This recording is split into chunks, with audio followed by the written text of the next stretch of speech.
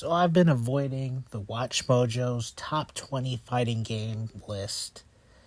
It came out 2 years ago, and I know Maximilian Dude did a reaction video of it, and I only saw 20 seconds of it, and I can already tell that he was like, man, this list is trash. Oh yeah, I saw the whole list of this fighting game list of all time, and it is one of the worst lists I've ever seen, particularly for a fighting game. I mean, come on.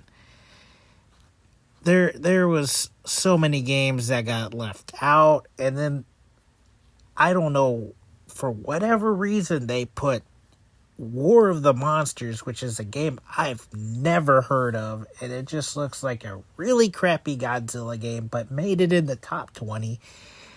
Def Jam, Fight for New York, yeah, is a good game, but in the top 20 best fighting games of all time, not even close.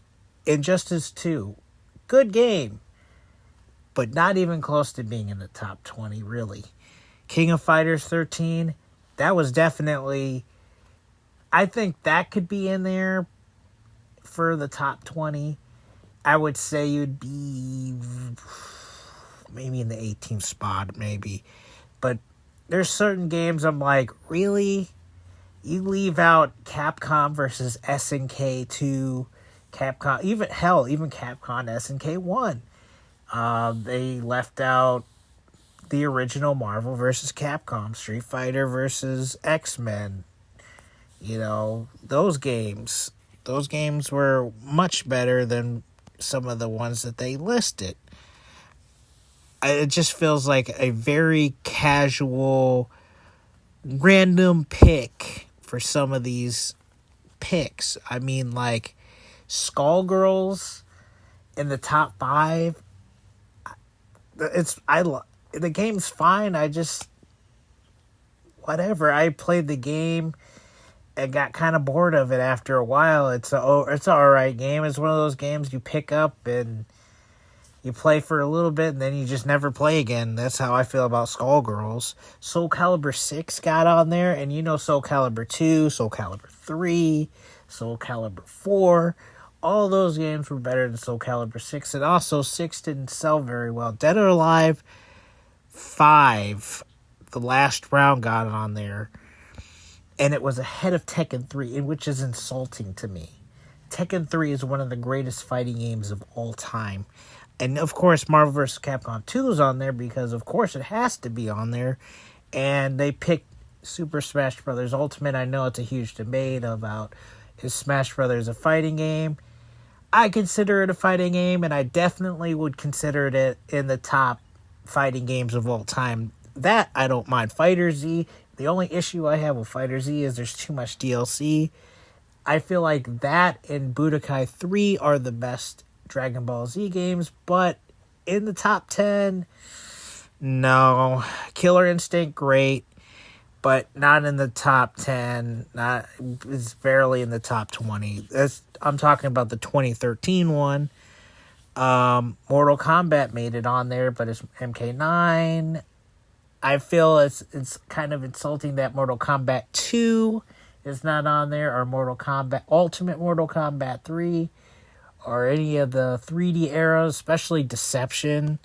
You know, again, I know it's opinion based, but some of the list was just terrible to me. Like, I know Persona Arena is a decent game.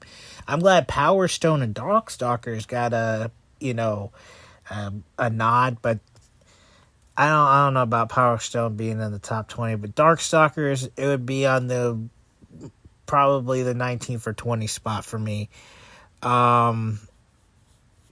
They put Samurai Showdown, which they didn't even put the best one on there, but at least it's getting some recognition, I guess. But Blaze Blue Central Fiction, again, ahead of Tekken 3. No way. No how, no way. But, there's so many. I own so many fighting games, So I know what I'm talking about when I've played some of the best fighting games, and I've played some of the worst fighting games, Criticom. But that will always be the worst fighting game of all time is Criticom. I'm sorry, Shaq Fu makes Shaq Fu is bad, but it makes it look like Virtua Fighter in comparison. But Watch Mojo is such a casual, like, oh, that's a fight. Oh, you know, another thing that's insulting to me is, where's Virtual Fighter? Virtual Fighter, none of them. Not even 4. The first one, the second one, the third one, the fourth one, the fourth one remake, or not remake, but fourth one update, the fifth game. None of those games are on there. And it's really sad. Another thing that's insulting. You know what other game that got left out? Street Fighter 3 Third Strike. Oh, and another one, even though I wouldn't consider it in the top 20, it's Street Fighter 4. It was the game that I felt like really brought the fighting game community together, mainstream. But, you know, hell, even Guilty Gear is not on here. I mean, come on. Some of the picks that they chose are just, come on. I mean, like, certain Mortal Kombats are missing, certain Tekkens are missing, certain Street Fighters missing. I know Street Fighter 2 has to be on there. If Street Fighter 2 was not on there, then the list would be complete trash. But, I mean, Street Fighter 3 Third Strike not being on there is really insulting, because it's considered one of the greatest fighting games of all time, though it did not sell very well when it came out. Around the time of 2004, it became a huge hit again. You know, again, there's a lot of games that were left out. I'll even say Super Smash Bros. Melee and Brawl, any of the Super Smash Bros. Games besides Ultimate could be on that list too.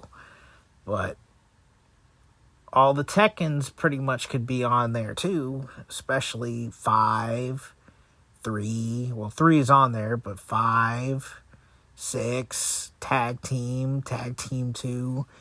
Even though I wasn't a huge fan of 7, that sold a lot of copies for a reason, you know. But yeah, Watch Mojo, I have mixed reactions with some of their lists, particularly their gaming ones. They're usually really horrible. I remember they did worst decisions made by Nintendo and PlayStation, Xbox. Those videos used to have me heated. But when it comes to fighting games, their lists have been pretty bad, in my opinion.